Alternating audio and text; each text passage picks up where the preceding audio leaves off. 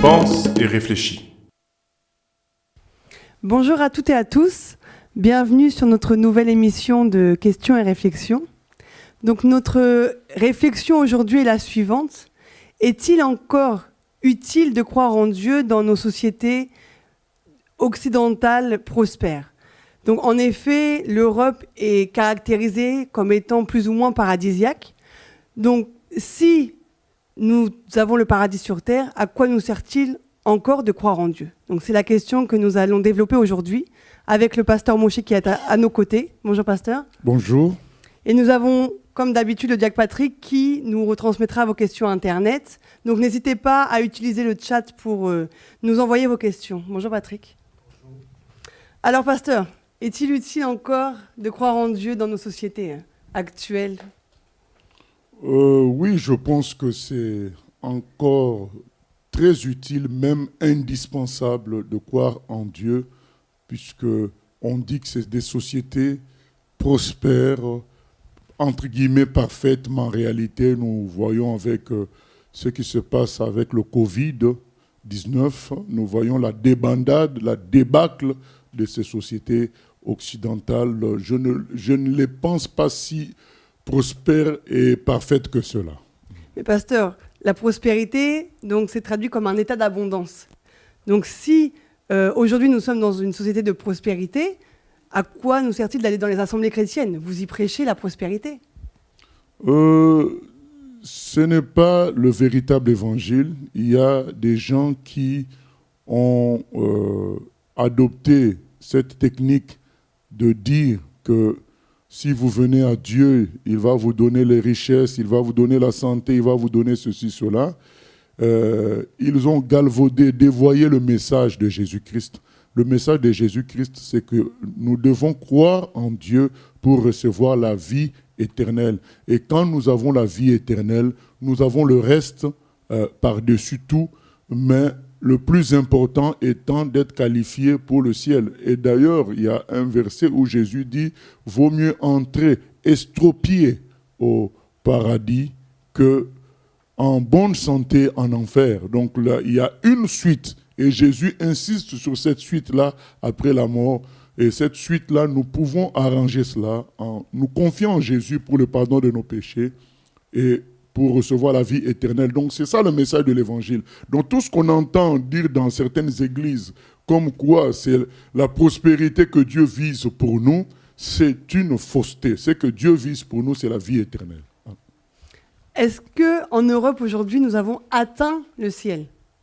Ben non, comme j'ai dit tout à l'heure, on voit, on a vu la débâcle avec le Covid, on voit tous les troubles qu'il y a en Europe et on voit aussi des gens qui se suicident parce qu'ils sont en difficulté financière. Donc, on n'a pas atteint le ciel. On a besoin de se convertir à Dieu. La terre n'est pas le ciel. Voilà. Et plus encore avant, on a besoin de se convertir à Dieu. Donc, on va développer certains points, justement, où tu vas nous expliquer pourquoi nous n'avons pas atteint le ciel, puisque nous avons une certaine évolution, nous sommes rentrés dans une certaine évolution. Donc, on va prendre comme premier point tout ce qui est alimentation. Donc, autrefois, les gens priaient pour que la pluie vienne arroser les récoltes pour pouvoir manger. Aujourd'hui, on n'a plus besoin de ça. Même si on est des fois dans des périodes de sécheresse, l'eau coule de nos robinets. Nous pouvons remplir nos piscines. Nous n'avons pas de soucis. Nous n'avons pas besoin de prier pour cela. Voilà. Nous n'avons pas besoin de prier entre guillemets pour cela, parce que dans des sociétés qui paraissent aussi prospères comme Israël et autres encore les États-Unis, il y a des endroits où vraiment on prie, parce que le manque de pluie se ressent clairement. Peut-être qu'en France ou en Suède, le manque de pluie ne se ressent pas, mais dans certains pays occidentaux, ça se ressent. Et deuxièmement, nous revenons sur le message. Ce qui est important, ce n'est pas de manger et de boire et d'avoir la pluie. Au fait, les sociétés occidentales d'aujourd'hui n'ont plus besoin peut-être des dieux qui existaient avant, comme en Grèce ou en Rome, de Dieu de la pluie, ou dans d'autres pays, Dieu de la pluie, Dieu des récoltes, Dieu de ceci, parce qu'il y a la mécanisation des choses, il y a l'agriculture intensive. C'est vrai, ces faux dieux-là sont peut-être, eux, vaincus par les sociétés occidentales, mais le véritable Dieu qui a fait les cieux et la terre, lui, il reste Dieu, et la société occidentale a besoin de ce Dieu-là pour aller au ciel. Donc un homme qui a tout ce que vous dites, l'alimentation, la pluie, les piscines, l'eau qui coule dans les robinets, mais ce n'est pas pour autant qu'il est sauvé. Un jour, au jour de sa mort, ces choses-là ne pourront rien pour lui. Il va se retrouver un jour dans le feu éternel. C'est ça la réalité. Donc, on a encore besoin de Dieu malgré ces apparences-là. D'accord. Mais toujours sur l'alimentation, aujourd'hui, même si je suis à la rue, même si je suis SDF, je ne vais pas mourir de faim.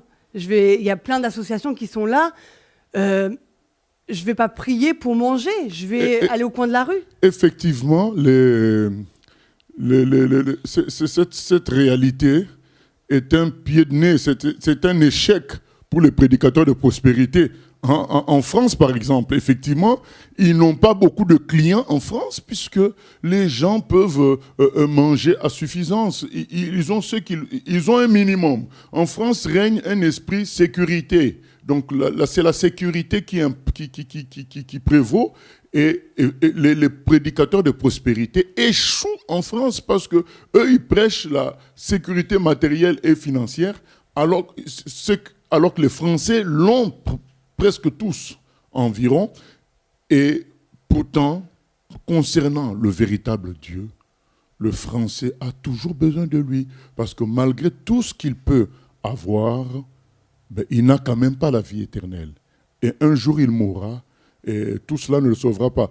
Je le redis, l'État prospère d'aujourd'hui, en alimentation ou autre, oui, ça met en échec les prédicateurs de prospérité, ça met en échec les dieux grecs et les dieux romains ou les dieux des autres peuples, Dieu de la pluie, Dieu de la nourriture, Dieu de ceci, mais ça ne met pas en échec la réalité du salut pour la vie éternelle.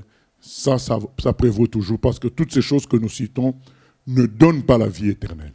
Donc selon toi, avant, lorsqu'on priait pour la pluie, etc., en fait, on invoquait le Dieu dans le domaine, voilà, où on avait le besoin, mais ce n'était pas le véritable Dieu. Ce n'était pas le véritable Dieu. Donc les hommes, en réalité, c'était les dieux fabriqués par les hommes eux-mêmes. Ils ont besoin de pluie. Donc, ils créent un dieu de la pluie. Ils ont besoin de fécondité. Ils créent un dieu de la fécondité. Ils doivent faire la guerre. Ils créent le dieu Mars, le dieu de la guerre. La preuve, c'est qu'en fonction de chaque peuple, il y avait un dieu de la guerre. Il y avait, avec un nom différent d'un autre peuple. Mais il y avait les dieux, en réalité, de besoins humains. Mais le Dieu de la Bible, c'est le Dieu éternel, le Dieu de la vie éternelle. C'est-à-dire qui dépasse la réalité de la vie humaine d'aujourd'hui, qui nous projette dans l'éternité. C'est ça la grande différence. Et ce Dieu-là, on a toujours besoin de lui pour recevoir la vie éternelle. Voilà, effectivement, les faux dieux sont vaincus, peut-être, mais pas le véritable Dieu. Aujourd'hui, nous avons des sociétés de crédit. Donc je peux, même avec de faibles revenus, prendre un crédit et m'acheter une maison. Aujourd'hui, posséder une maison, c'est un luxe, c'est un paradis, avoir quelque chose à soi. Qu'est-ce que tu dis de tout ça? Oui, je dis que tout ça a tendance à éclipser Dieu. C'est vrai, mais parce que quelque part, Dieu a été mal présenté. Dieu a été présenté comme celui qui nous aide à vivre bien sur terre. C'est ça, cette présentation-là, face à ces réalités de crédit qu'on peut avoir pour acheter beaucoup de choses, vivre même toute sa vie à crédit, ça donne la sensation comme d'inutilité de Dieu. Mais en réalité, c'est dû à la mauvaise présentation. Quand on présente Dieu en esprit, en vérité, comme il se doit, effectivement, même le riche en a besoin. Est-ce que je peux lire juste un passage rapide? Dans Luc 12, c'est écrit ceci. Puis il leur dit, au partir du verset 15, puis il leur dit, gardez-vous avec soin de toute avarice, car la vie d'un homme ne dépend pas de ses biens. Serait-il dans l'abondance? Et il leur dit cette parabole. les terres d'un homme riche avaient beaucoup rapporté.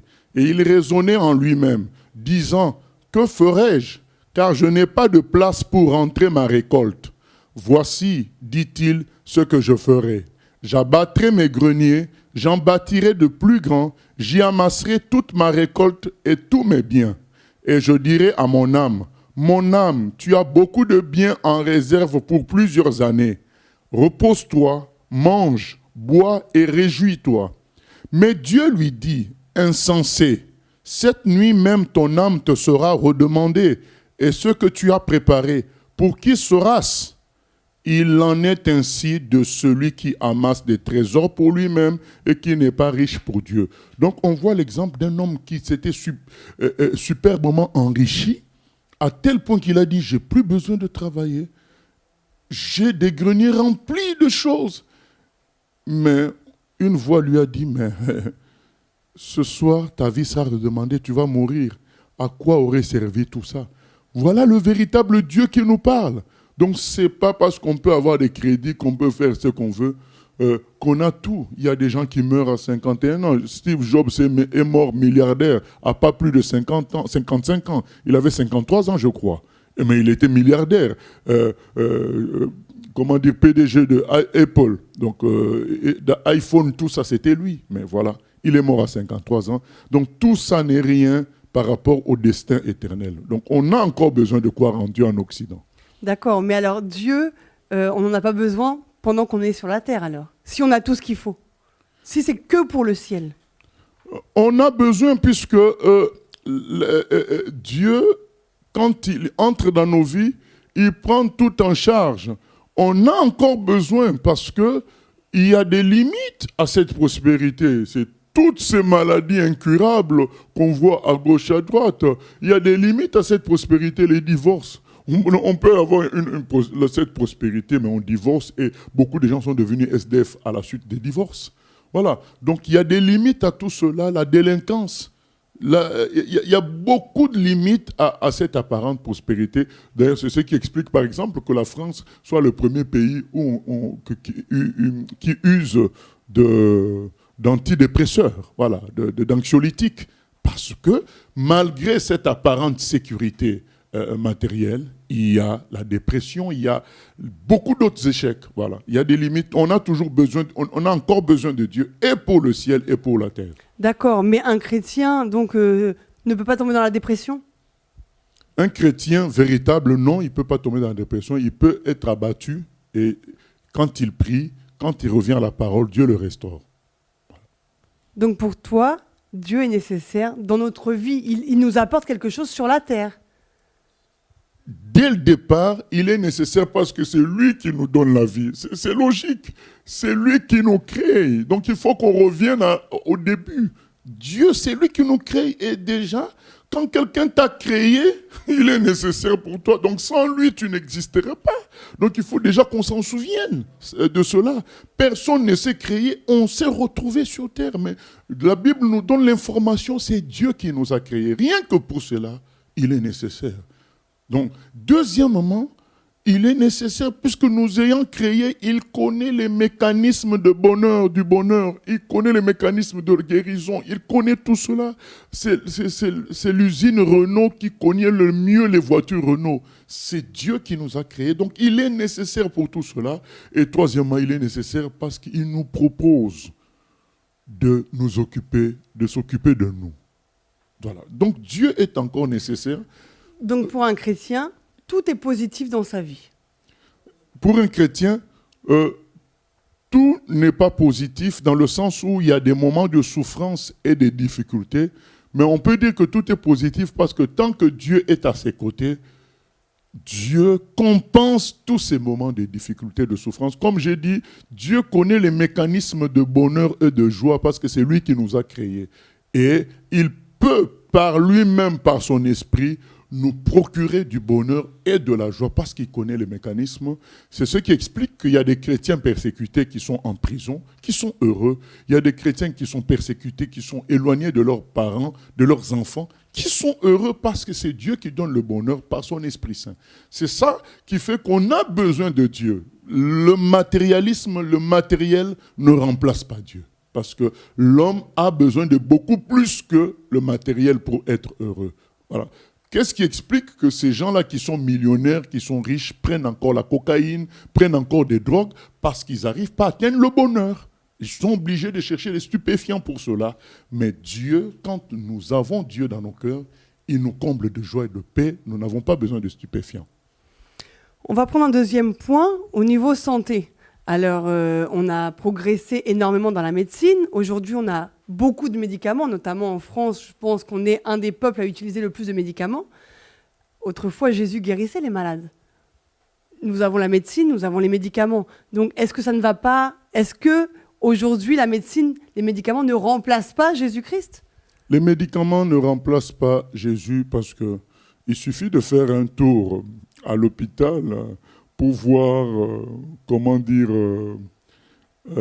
la liste des patients qui ne sont pas guéris. Il faut faire un tour à l'hôpital. Vous allez rencontrer beaucoup de personnes qui sont entretenues parce qu'il n'y a pas de guérison pour leur maladie. Moi-même, j'ai eu une expérience personnelle où le médecin m'a dit « Eh bien là, on ne peut pas faire marche arrière, il n'y a pas de solution. » Voilà. Donc, Jésus, en tant que celui qui guérit, est encore capital aujourd'hui parce que la médecine ne résout pas tout.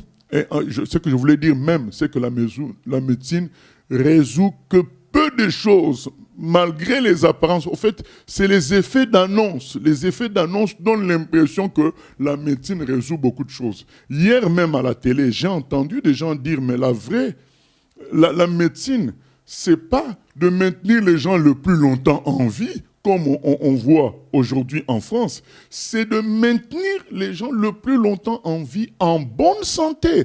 Or, qu'est-ce qu'on ne voit pas aujourd'hui? Les gens atteignent 80 ans, c'est vrai, 95 ans. Mais comment? Dans quel état? Dans des états de légumes, des états de morts vivants. Mais ils vivent longtemps. Mais 20 ans avant leur mort ou 30 ans avant leur mort, ils ont déjà des médicaments à vie. 30 ans avant leur mort, ils sont déjà impotents. Il leur faut un encadrement pour cela. Est-ce que c'est ça la santé? C'est pas ça la santé. Donc l'image fausse comme quoi la médecine résout beaucoup de choses aujourd'hui va tomber et tombe quand quelqu'un fait un tour à l'hôpital. Vous vous rendez compte qu'il y a plein de choses qui ne sont pas résolues. Les réponses même que les médecins vous donnent, vous vous rendez compte qu'ils ne maîtrisent pas beaucoup de choses. Mais oui, il y a une apparence de maux de tête, je prends un comprimé, ça va. On me fait une opération chirurgicale, telle chose finie. Je prends le sida aujourd'hui, tu prends la trithérapie, ça va. Oui, mais il y a plein d'autres maladies. Aujourd'hui, nous sommes en face d'une maladie Covid qui nous enferme comme dans une prison parce qu'ils n'arrivent pas à résoudre ce problème. Donc, ça montre qu'une fois de plus, Jésus qui guérit est toujours nécessaire. Et nous en profitons pour dire cela à tous ceux qui sont malades. Ils peuvent chercher et prier Jésus, pas seulement pour la maladie, mais pour la maladie du corps et de l'âme aussi. Jésus va guérir tout cela. D'accord, maintenant on a quand même beaucoup de choses, la sécurité sociale, beaucoup de couvertures médicales où je peux avoir des médicaments gratuitement, même si j'ai pas de moyens, j'ai quand même des couvertures qui font que si je suis hospitalisé, je ne paye rien de ma poche. Donc quelque part, tout ça on ne l'avait pas avant. Oui, on ne l'avait pas avant et puis ça fait la différence avec des pays comme Afghanistan, comme Congo et ainsi de suite. Oui, c'est vrai, c'est des améliorations, mais ce n'est pas des solutions. Parce que j'ai beau avoir la CMU, la couverture maladie universelle, ce n'est pas la CMU qui va me guérir du cancer. Ce n'est pas ça. Ce n'est pas la CMU qui va me guérir de névralgie due à l'arthrose, c'est-à-dire au vieillissement des os. Il n'y a pas de marche arrière avec le vieillissement des os. Voilà, donc c'est pas tout ça. Et c'est une amélioration. Amélioration ne veut pas dire solution. Or, quand Jésus te guérit, tu es guéri totalement. C'est-à-dire tu n'as c'est pas une amélioration, c'est un renouveau dans ton corps. C'est ça la grande différence. Donc tu as comme un nouvel organe que tu reçois. Dernièrement, il y a quelques années, il y a un pasteur américain qui a été guéri en Australie. Donc quand il est retourné, en fait il avait fait une sorte de crise cardiaque et on n'a pas pu le réveiller avec les méthodes médicales, avec, je crois que ça s'appelle, j'ai oublié, le défibrillateur. Donc on a fait 10 fois des essais, ça n'a pas marché. Et bien quand Jésus-Christ entre dans l'ambulance, il le guérit. Et quand il retourne aux États-Unis, ils ont fait des tests à tous les niveaux. Ils se sont même rendus compte que le gène qui causait la maladie, donc la faiblesse de cet homme-là à avoir ces crises cardiaques, le gène avait été changé carrément. C'était quelque chose de neuf et de bon. Voilà. Donc on voit, on voit la puissance de la guérison de Dieu qui renouvelle les choses alors que la médecine essaye de pallier les souffrances, essaye de calmer certains effets de la maladie, mais pas régler au fond le problème. Oui, pasteur, je voulais dire, mais puisque aujourd'hui, par exemple, parlons de cancer, comme tu as pris l'exemple, mais on voit les chrétiens aussi mourir de cancer, les païens mourir de cancer, alors que les chrétiens ont Dieu, mais ils n'arrivent pas à la guérison, et le païen qui n'a pas Dieu aussi meurt comme le chrétien. Mais tout ça, ça montre aux païens également que donc, ça ne sert pas de venir à Dieu, parce que si le chrétien peut mourir de cancer comme moi, mais où est la guérison de son Dieu alors? Oui, donc il faut dire, il y a la volonté de Dieu qui peut faire que même un chrétien meurt de maladie. Dans la Bible, nous voyons Élisée qui est mort d'une maladie. Pourtant, Élisée a guéri beaucoup de personnes. Donc, si Dieu permet que les chrétiens meurent aussi de maladie, Dieu ne veut pas être pris comme le Dieu guérisseur. Un point, c'est tout. Il veut qu'on garde à l'idée que la priorité, c'est la vie éternelle. Parce que si tous les chrétiens étaient guéris, il y aurait beaucoup de faux chrétiens juste parce qu'ils savent qu'avec l'identité de chrétien, on a la garantie de la bonne santé. Donc il y aurait beaucoup dont les cœurs n'auraient pas changé, mais qui viendraient juste pour cela. Donc il ne faut pas qu'on garde à l'idée que ça... qu'on garde dans notre tête que l'idée d'un Dieu qui ne fait que guérir. D'ailleurs, Jésus a tout fait pour cela, et quand il guérissait les gens, il leur disait de ne pas dire, parce qu'il ne voulait pas être pris pour celui juste qui guérit, mais il veut être pris pour celui qui donne la vie éternelle. C'est ce qui est bien plus important, parce qu'on peut être guéri aujourd'hui et mourir un jour ou l'autre. Ce n'est pas ça qui importe. Ce qui importe, c'est la vie éternelle. Voilà, donc il y a cette première réalité où Dieu ne veut pas être cantonné à être que le Dieu guérisseur. Il guérit, mais son objectif, c'est le ciel. Donc c'est ça qui est important. Deuxièmement, il y a chrétiens et chrétiens. Il y a des gens qui se disent chrétiens, ils ne le sont peut-être pas. Et troisièmement, il y a beaucoup de chrétiens aussi qui sont guéris. Donc il n'y a pas que ceux qui meurent de maladie, il y en a aussi qui sont guéris. Et pour finir, nous sommes aussi dans un temps où nous vivons un mauvais christianisme généralisé, et Dieu ne va pas faire des guérisons dans ce mauvais christianisme-là pour donner raison justement à ce mauvais christianisme qu'il est bon. Non, il a retenu sa main, il veut qu'on revienne d'abord à lui, et nous verrons des guérisons à nouveau pleuvoir. Pasteur, un autre sujet, les allocations, donc tout ce qui est allocation, tout ce qui est aide sociale. Lorsqu'Adam a péché, Dieu a dit c'est à la sueur de ton visage que tu mangeras. Aujourd'hui, je ne suis pas obligée de travailler, j'ai mon RSA, j'ai mon allocation logement, donc je peux rester couché. C'est le ciel, tout ça. Ce n'est pas le ciel. Comment on sait que ce n'est pas le ciel? C'est la quantité d'antidépresseurs qui est vendue, la quantité de distractions qui sont vendues, parce que les gens... L'être humain n'est pas qu'un sac, un ventre pour manger et dormir. Non, il est plus que ça. il a besoin de se marier, il a besoin d'avoir des enfants, il a besoin du sourire, il a besoin des choses, il a besoin surtout de la nourriture spirituelle qui vient du ciel, parce que c'est un être spirituel, l'être humain. Il est composé d'un corps, d'une âme et d'un esprit. Donc tout ça, oui, donne une impression d'aisance quand on compare avec les pays du tiers-monde. Par exemple, quand on compare avec le passé de la France, par exemple, oui, mais en réalité, ça ne résout pas le problème du bonheur.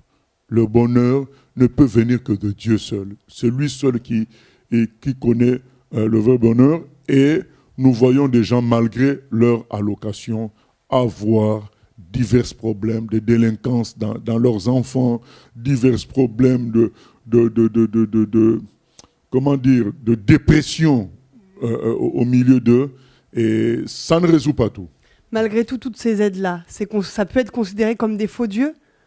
Effectivement, puisque vous posez la question, effectivement, ça donne une sensation de remplacer Dieu, puisque les gens, quand ils n'ont plus rien, il y a l'État qui vient en dernier recours. Donc tu ne travailles pas, l'État vient. Oui, c'est des faux dieux et dont on voit la réalité souvent près de la mort, parce que ces faux dieux-là, ils ne peuvent pas sauver de la mort. Alors que le véritable Dieu, il promet la résurrection.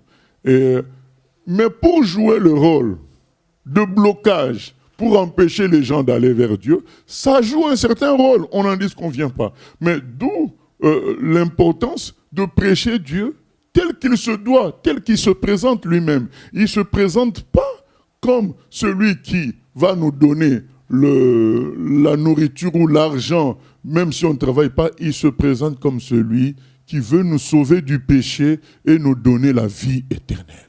Voilà, donc on doit le présenter comme il faut. Je pense que si on revient à la présentation de Dieu bibliquement, les gens, malgré ces allocations, ils auront soif de Dieu. Parce qu'ils comprendront que les allocations ne leur donnent pas la vie éternelle.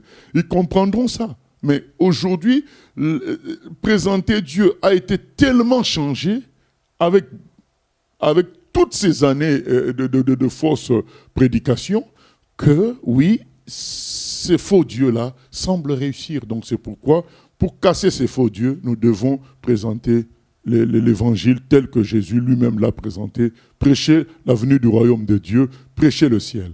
Mais donc tu en penses quoi? Cette prospérité, cette évolution, ces aides, c'est des projets sataniques ou c'est simplement l'évolution de la société qui fait qu'on en arrive là? Non, c'est l'évolution de la société, mais Satan s'en sert. Parce qu'un exemple, il y a l'évolution technologique qui est là. Satan s'en sert pour perdre des gens, mais Dieu s'en sert aussi pour que nous, on annonce l'évangile. Donc aujourd'hui, il y a des micros.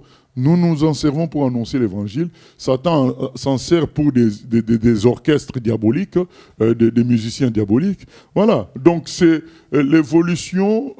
L'homme a été créé avec une certaine intelligence. Ça va faire qu'avec le temps, il va résoudre certains problèmes qui ne l'étaient pas avant. Mais ça ne change pas qu'il reste faible, cet homme-là. Donc celui qui a les allocations reste faible. Donc c'est pas ça qui va le rendre fort. Mais il y a une illusion. Voilà. On reconnaît qu'il y a une illusion de force. Mais quand on va au fond de choses, on se rend compte que c'était qu'une illusion. Une illusion, c'est ça. C'est qu'il y a une grande apparence qui vient devant toi, mais quand on laisse passer 10 minutes, l'apparence disparaît. Et on retombe sur la réalité. Mais la réalité, c'est près de la mort, les allocations ne peuvent rien pour nous.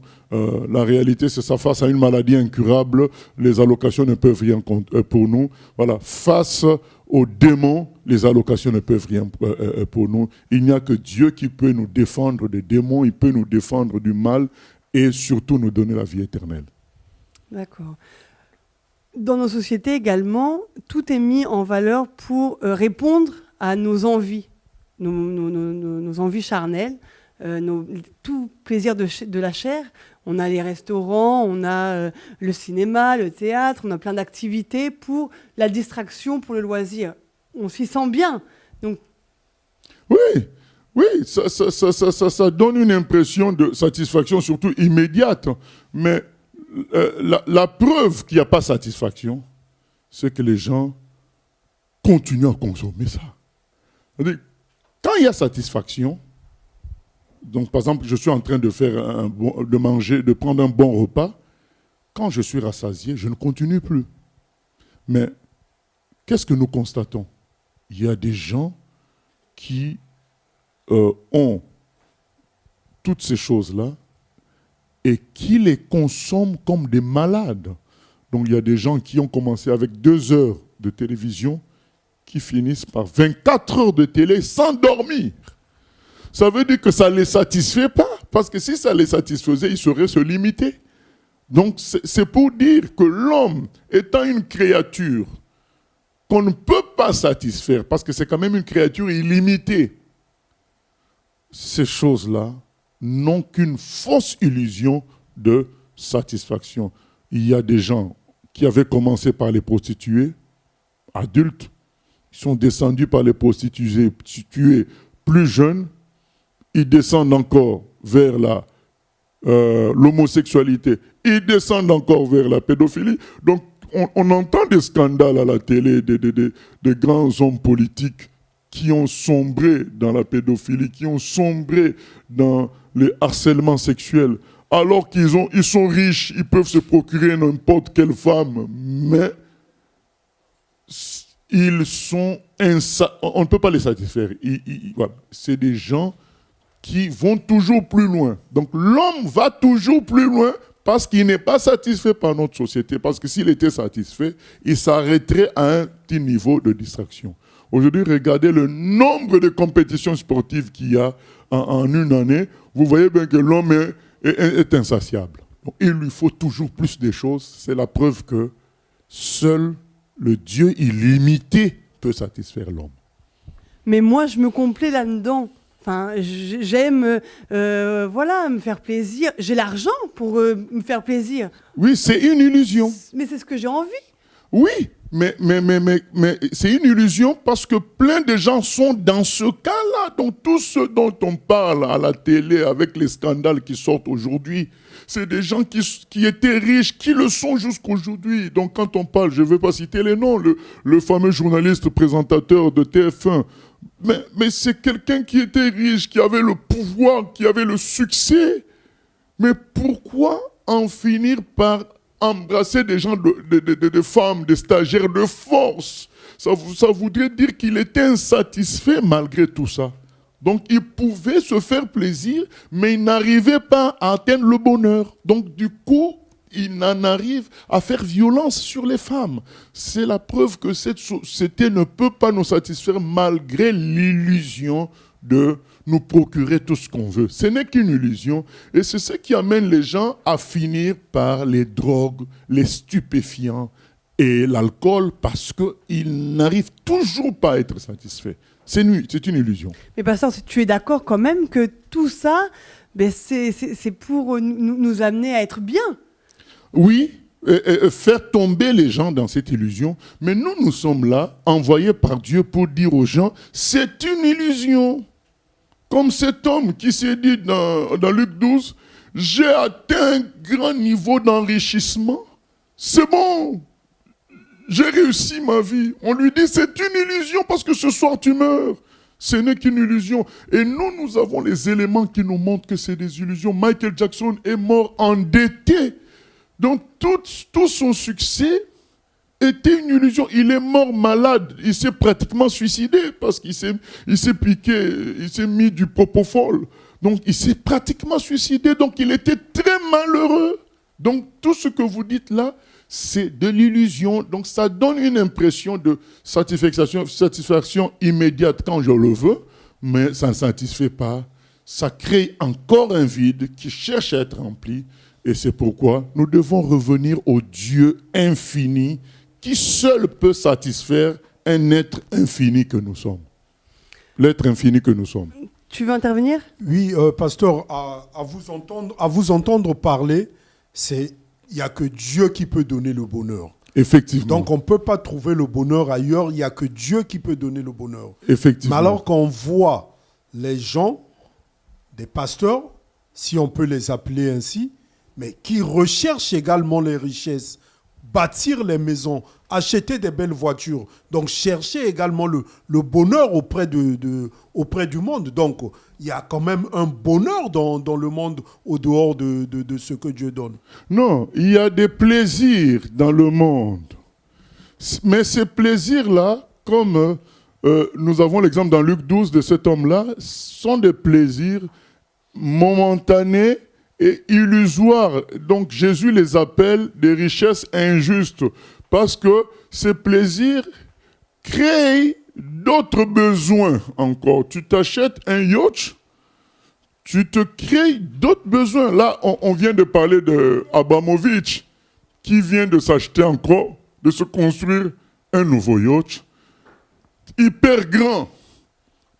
Et on expliquait qu'il en a changé, il en change presque chaque année de yacht. Donc vous voyez l'insatisfaction de ce monsieur qui change pratiquement chaque année de yacht.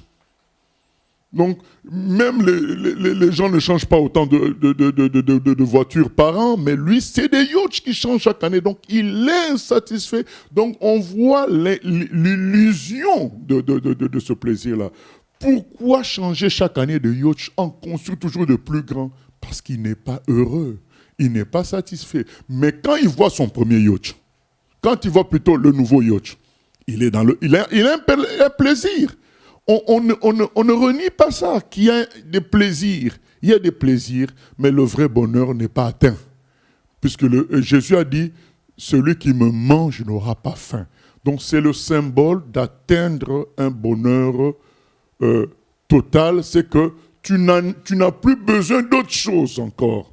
Voilà. Donc, et ces gens-là, par leurs besoins qui ne peuvent pas retenir d'avoir de nouvelles choses, montrent qu'ils ne sont pas à chaque fois heureux. Donc, en ce moment-là, on peut dire que sur Terre, il n'y a pas de bonheur. Sur terre, le bonheur seul, ne se trouve qu'en Dieu. Et quand vous parliez de ces pasteurs-là, c'est la preuve même qu'ils ne connaissent pas Dieu. Parce que s'ils connaissaient Dieu, ils ne chercheraient pas les Mercedes, ils ne chercheraient pas toutes ces choses-là. Quiconque a vu Dieu, Jésus a dit, quiconque me mange n'aura plus faim. Quiconque a rencontré vraiment Dieu ne va plus chercher ces choses-là. Pasteur, le rêve de, je vais dire plutôt pour les femmes, c'est de se marier, c'est d'avoir des enfants. Aujourd'hui, si on ne trouve personne, on a des sites de rencontres. Si on veut avoir un enfant alors qu'on est seul, on peut même se faire féconder in vitro.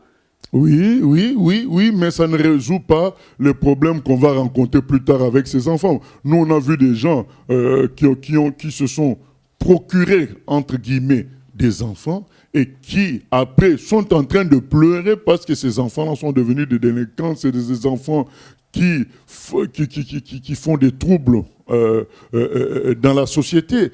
Et on a vu des gens faire ces choses-là, après vouloir se débarrasser encore de ces enfants-là. Ce n'est pas la solution. Les gens qui vont dans ces sites de rencontres, certains, vous savez, parce que Dieu est tout puissant, il peut transformer les choses, mais ça ne règle pas la question quand les hommes se mettent dans ces choses-là. Au contraire, ça crée encore davantage de sites de rencontres.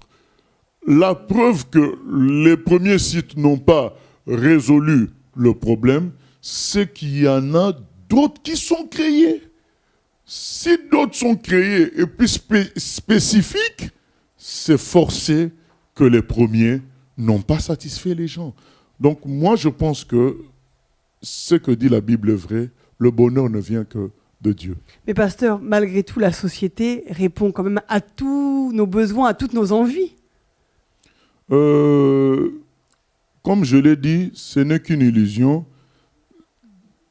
de répondre effectivement à tous les besoins. Aujourd'hui, quelqu'un, comme vous venez de dire, il veut, même il n'y a pas que des sites de rencontres, quelqu'un veut juste sortir avec une autre femme, une femme plutôt pendant 3 jours, avec un homme pendant 3 jours. Il peut même s'offrir ça.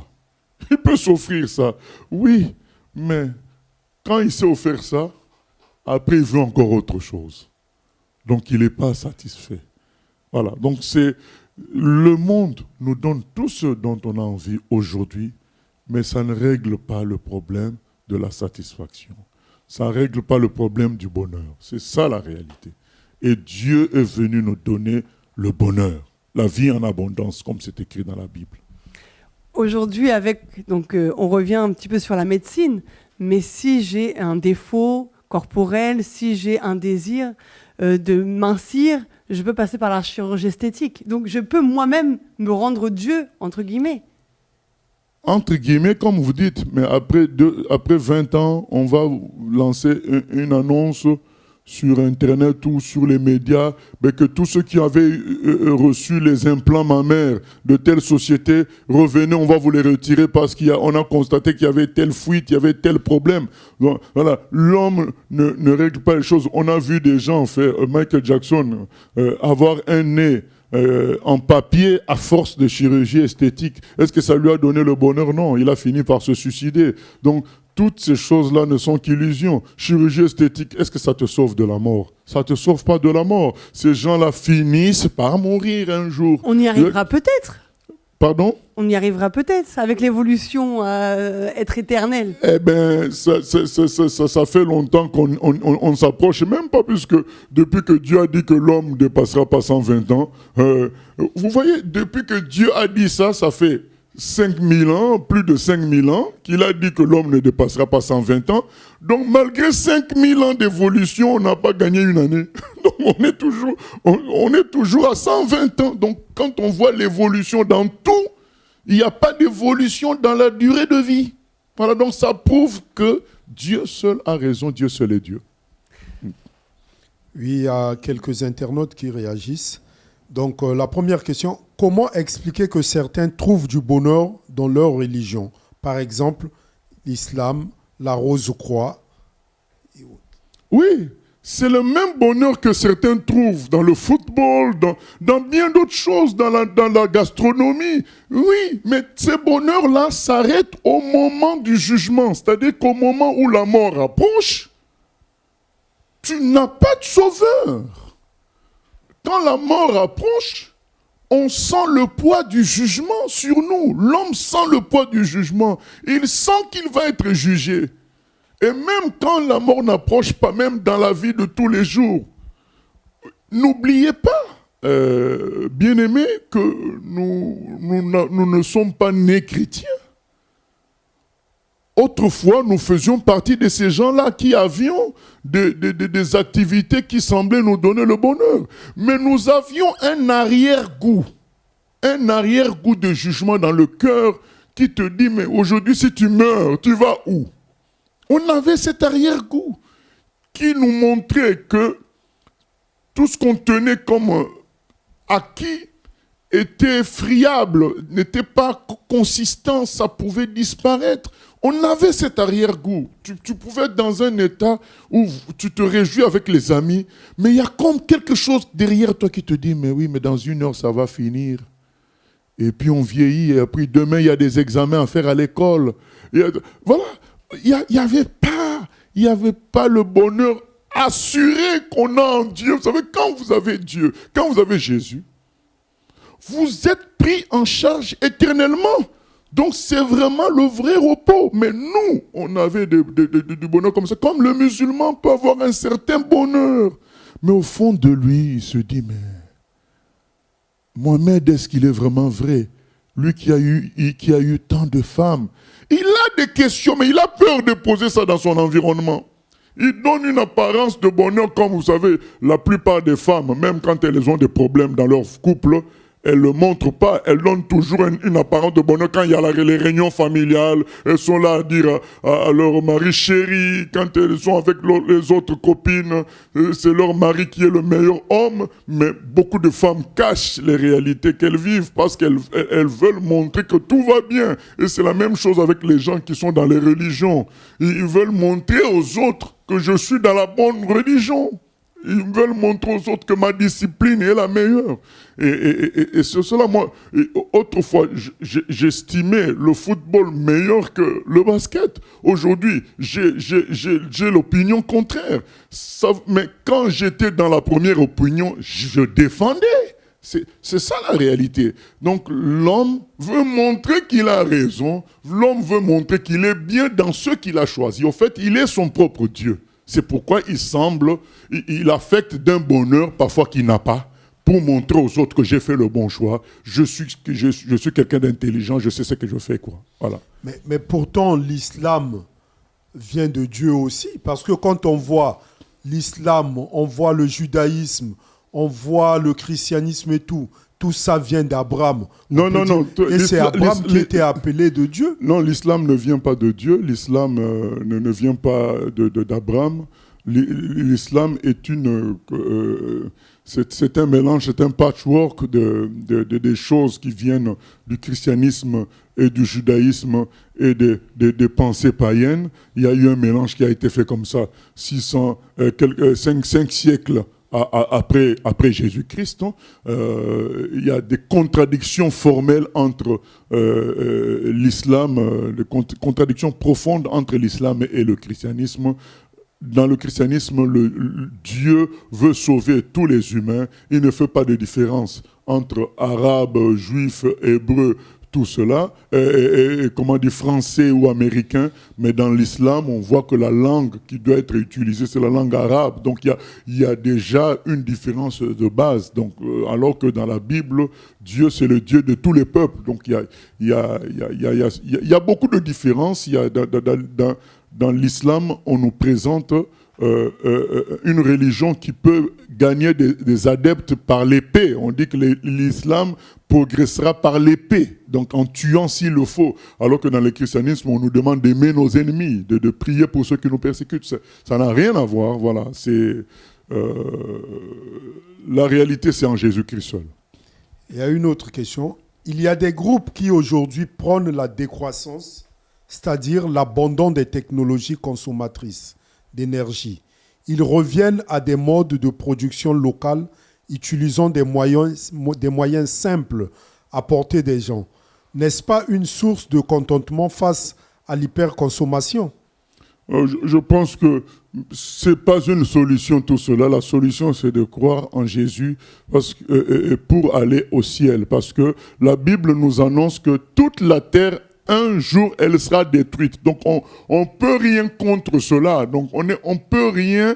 on ne peut pas transformer la terre en paradis. La Bible nous l'annonce clairement que le mal progressera. Donc tous ces gens-là seront balayés par les forces du nouvel ordre mondial. Ils ne pourront pas tenir. Donc seuls ceux qui entrent dans le bateau de Jésus, dans l'avion de Jésus, sont sauvés. Ils s'en vont au ciel et il y aura une nouvelle terre et de nouveaux cieux qui seront construits plus tard, où ils habiteront dans la Nouvelle Jérusalem. Donc tout ça, c'est des essais humains, des tentatives humaines de régler les problèmes. Ça ne réussira pas. Donc vous dites que lorsque nous sommes en Jésus, c'est là le bonheur total. C'est le bonheur total. C'est le terminus. Donc tu es arrivé, c'est fini. Et donc on n'a plus d'inquiétude, on n'aura plus des besoins sur terre. Non, on a des besoins, mais on sait que Dieu s'en occupe. Nous, on fait notre part, on obéit à Dieu, on est un témoignage dans la société en travaillant, mais on sait que notre vie est prise en charge. Une prise en charge totale et éternelle. Parce que c'est ça le bonheur. Le bonheur, c'est quelque chose de total et d'éternel. C'est pas... Comme nous, je vais vous citer un exemple. J'ai un examen, d'histoire. Par exemple, demain, j'ai un examen d'histoire. Et aujourd'hui, un ami me propose la boîte de nuit. Pendant que je suis dans la boîte de nuit, je suis heureux, je chante, je danse. Mais ma tête n'oublie pas qu'il y a un examen d'histoire demain. Donc, le lendemain. Et du coup, est-ce que mon bonheur, il sera total? Il ne sera pas total puisque je vois déjà mon échec. Je vois la réaction de mon père après. Non, vous voyez que le bonheur n'est pas total dans ces conditions-là. Quand je suis en train de fumer, le médecin m'a dit que mes poumons étaient déjà abîmés. J'ai un petit plaisir en fumant. Mais je réécoute encore ce que le médecin m'a dit. Donc mon bonheur n'est pas total dans ces conditions-là. Et quand bien même j'aurai le yacht d'Abramovich, c'est bien. Mais il y a eu des riches avant moi qui ont en tête 90 ans. Qu'est-ce qu'ils ont fait avec des yachts? Rien du tout. Ils étaient devenus impotents. Je le sais. Mon bonheur n'est pas total dans ces conditions-là parce qu'il n'y a pas une prise en charge de tous les paramètres et à durée indéterminée. C'est ça le problème. Donc on peut avoir des plaisirs momentanés et qui ne prennent même pas en charge tout. Donc, mais Dieu, lui, quand il donne le bonheur, tout est pris en charge dedans. Tous les paramètres de notre vie sont pris en charge et à durée indéterminée. C'est ça le vrai bonheur. Mais pasteur, donc par rapport à tout ça, est-ce qu'il n'est pas plus avantageux à l'heure d'habiter dans un pays sous-développé ou alors est-ce qu'il n'était pas plus avantageux autrefois de croire en Dieu ? Je pense que le plus grand avantage, c'est de croire en Dieu, qu'on soit dans un pays sous-développé ou développé. Tout ça ne règle pas le problème du bonheur. Le vrai bonheur, c'est de croire en Dieu. Et là où Dieu va nous placer, d'ailleurs, c'est ça le bonheur. C'est-à-dire, c'est une prise en charge totale. Dieu nous place là où il nous rendra le plus heureux. Donc, d'accord, mais il est quand même plus facile à ces gens-là de croire en Dieu. Aux gens qui sont dans les pays sous-développés, oui, il est plus facile humainement parce que comme Dieu est compris aussi comme celui qui peut nous aider dans certaines choses, ces gens-là ayant de manques, eh bien, il est plus facile pour eux de croire en Dieu. Mais est-ce qu'il est plus facile de se convertir? Pas forcément, parce que ces gens-là peuvent croire en Dieu sans donner leur cœur totalement à Dieu. Voilà. Ils croient parce qu'ils sont démunis, ils croient parce qu'ils ont des difficultés. Il faut bien mettre une solution dans la tête pour être heureux et c'est Dieu qui vient facilement. Mais après, il y a la question de donner son cœur totalement à Dieu, ce qui n'est pas forcément obtenu dans ces conditions-là. Par contre, dans les pays qui ont l'illusion de tout donner, il est plus difficile d'intégrer la notion de Dieu. Mais quand quelqu'un se convertit dans ces pays-là, il a vraiment bien compris les choses et il se donne totalement. Voilà, donc il y a, voilà, seul le cœur de l'homme, voilà. Mais pasteur, donne-nous une solution alors. Quel est le rôle d'un chrétien? Quel est le rôle de l'Église dans tout ça? De dire à tous les humains le vrai message de l'Évangile, qui est que Dieu a envoyé son Fils pour nous donner le vrai dessein de Dieu pour l'homme. Le vrai dessein de Dieu pour l'homme, c'est d'être avec Dieu dans la pureté, dans la vérité, dans un bonheur éternel. Ce n'est pas une question de remplir nos besoins terrestres. C'est une question plus profonde que cela. Nous sommes sous la dictature du péché qui nous détruit, la mort étant le témoignage le plus visible de tout cela. Que chacun vienne à Dieu pour recevoir le pardon des péchés et recevoir la régénération, la nouvelle création. Donc Jésus nous crée de nouveau et nous sommes pris en charge totalement pour cette terre et pour l'éternité. C'est le message que nous devons présenter aux gens, leur dire ceci. D'accord, tu as un bon boulot, tu auras une bonne retraite, tu as une belle maison, mais après, et après, donc la question qu'on doit poser aux gens, c'est après tout ça. Oui, mais je veux mourir, donc mais après. Alors pense-y et il y a une solution. Dieu nous présente la solution. C'est Jésus qui est mort à la croix afin que nos péchés soient pardonnés et qu'on reçoive la vie éternelle. Parce que si on ne reçoit pas la vie éternelle en Jésus, on est comme des ordures. Le péché nous transforme en ordures spirituellement parlant qui devront être un jour incinérées en enfer. Donc il faut que ce message-là soit clairement dit à tout le monde. C'est ça la solution. Que ce soit dans les pays sous-développés, où les gens croient facilement, mais avec le temps, ils prennent Dieu à la légère. Ils ont comme une notion, une étiquette de Dieu dans leur tête, mais ils ne donnent pas leur cœur à Dieu. On leur dit attention, l'éternité est une réalité. Attention, l'enfer est une réalité, le paradis est une réalité. Convertissez-vous réellement. Et dans les pays développés, on leur dit attention, arrêtez avec votre orgueil face à Dieu. Vous n'êtes rien du tout parce que vous n'arrivez pas à vous en sortir par rapport à la mort. Un seul a vaincu la mort, Jésus. Reconnaissez cela, humiliez-vous et convertissez-vous pour être sauvés. Il y a encore quelques questions qui viennent d'arriver. Malgré que l'histoire se répète, du fait que les gens sont quand même malheureux malgré leurs biens terrestres, on voit des exemples tous les jours. Pourquoi les humains persistent à suivre le même chemin? Pourquoi les humains persistent à suivre le même chemin?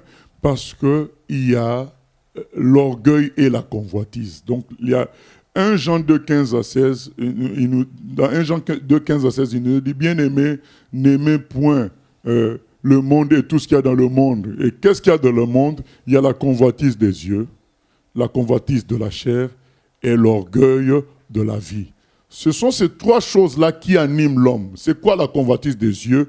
C'est-à-dire la volonté de s'accaparer ce qu'on voit, d'être attiré par ce qu'on voit.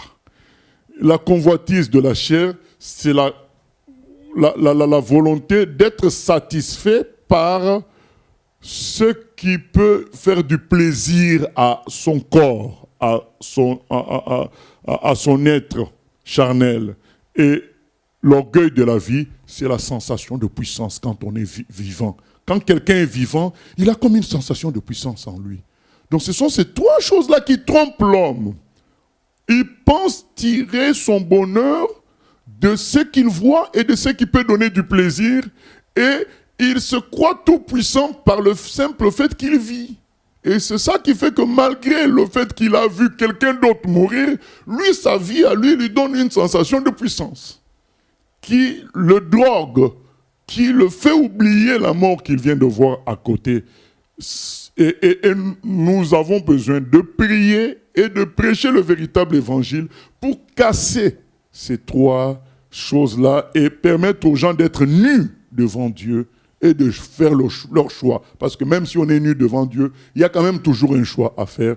Et voilà, la prédication de l'évangile doit servir à casser cet orgueil de la vie, à casser la convoitise des yeux, la convoitise de la chair, pour mettre la personne devant la réalité de Dieu et de tout ça et le pousser les humains à choisir. Voilà notre travail que nous avons à faire.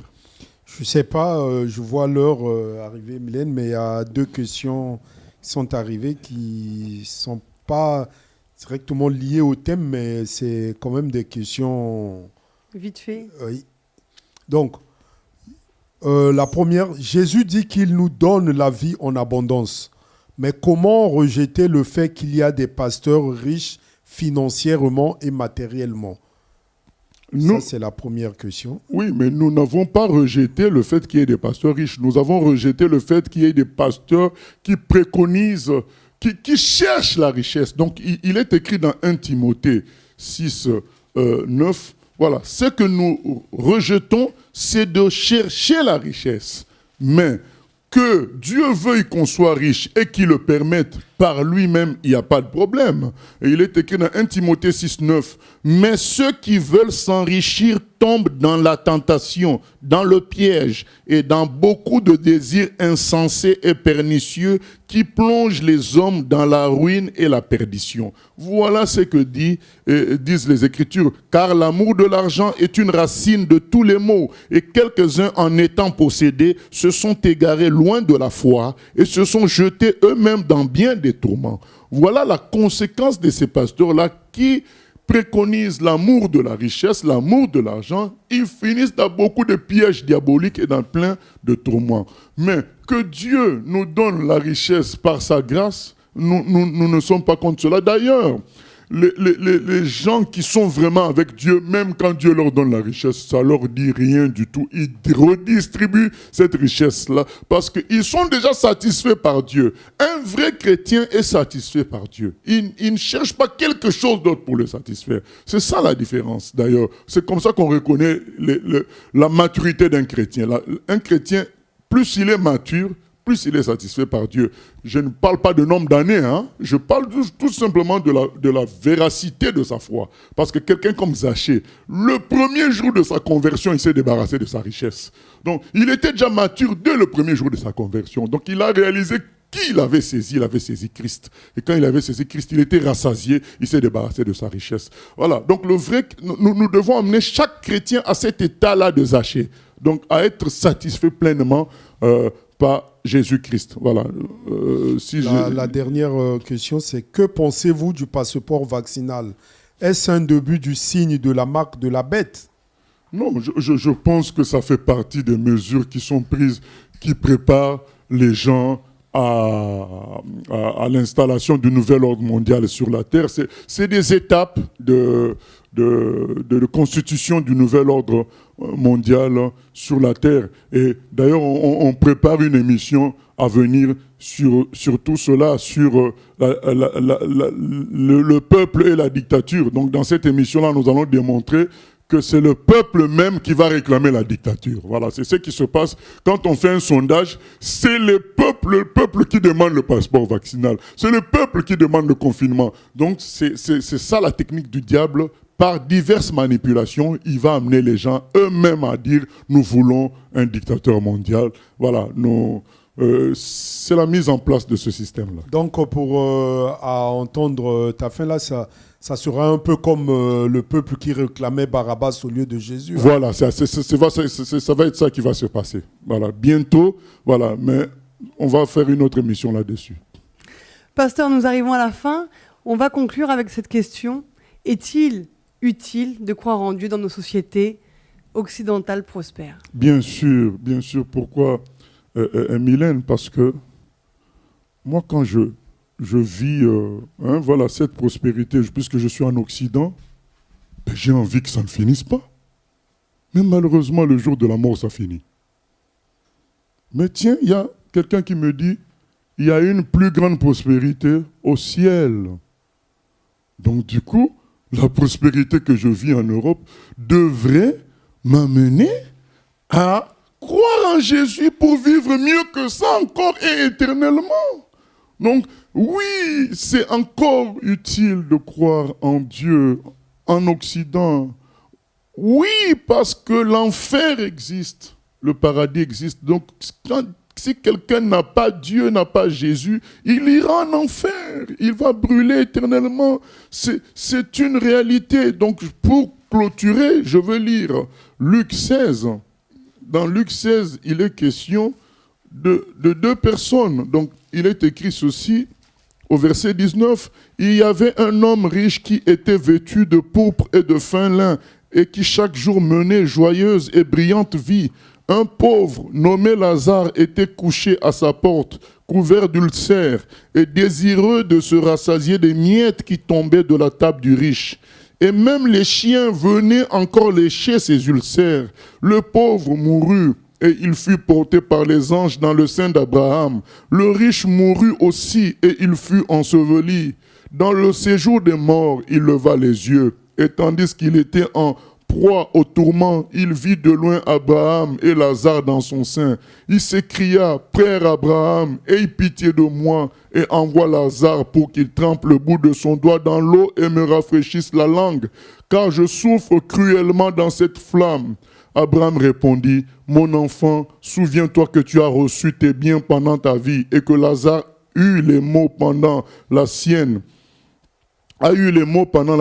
Maintenant, il est ici consolé et toi, tu souffres. D'ailleurs, il y a entre nous et vous un grand abîme, afin que ceux qui voudraient passer d'ici vers vous ou de là vers nous ne puissent le faire. » Le riche dit, je te prie donc, Père Abraham, d'envoyer Lazare dans la maison de mon père, car j'ai 5 frères.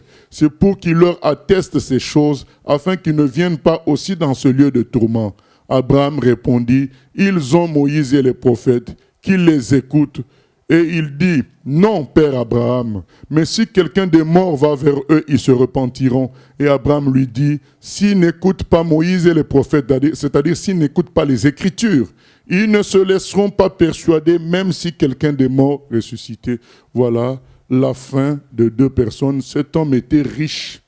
On voit bien qu'à sa mort, il se retrouve en enfer et il regrette. Et là, c'est une éternité dans la souffrance parce que le péché ne peut pas aller au ciel, au paradis. Et Dieu nous a donné son Fils Jésus pour prendre nos péchés. Et quiconque croit en Jésus, qui laisse sa vie sous son contrôle, voit ses péchés pardonnés et il reçoit une nouvelle nature qui, celle-là, ira au ciel. Voilà ce que nous disons, qu'il est très utile de croire en Jésus en Occident encore aujourd'hui pour recevoir la vie éternelle, le pardon des péchés et surtout pour voir la vraie prospérité qui ne s'arrête pas et qui nous comble totalement au paradis.